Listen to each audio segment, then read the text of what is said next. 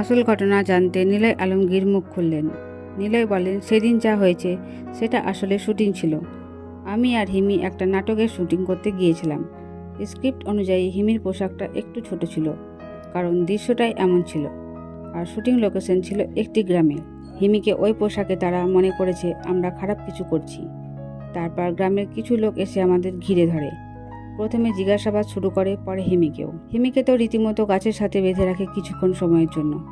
গ্রামের মানুষের ধারণা ছিল হিমিকে অপমানজনকভাবে কিছু করছি। তখন আমরা অনেক বুঝাই, বলি ভাই এটা নাটক, ক্যামেরা আছে, পরিচালক আছে, কিন্তু গ্রামের কিছু মানুষ সহজে বিশ্বাস করছিল না। সবচেয়ে বড় কথা, তখন আমাদের মিডিয়ার টিম ছিল না, ছোট টিম ছিল।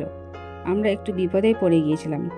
পরে গ্রামের একজন শিক্ষক এসে পরিস্থিতি বোঝে, তারপর সামনে এসে মাইক ধরে ঘোষণা করে, সবাই শুনেন, নিলয় ভাই, হিমি আপু কোনো খারাপ কাজ করেনি, ভুল বোঝাবুঝি হয়েছে। তারপর গ্রামবাসী শান্ত হয়। কিন্তু এর মধ্যে কিছু লোক ভিডিও করে ফেলে, ছবি তোলে।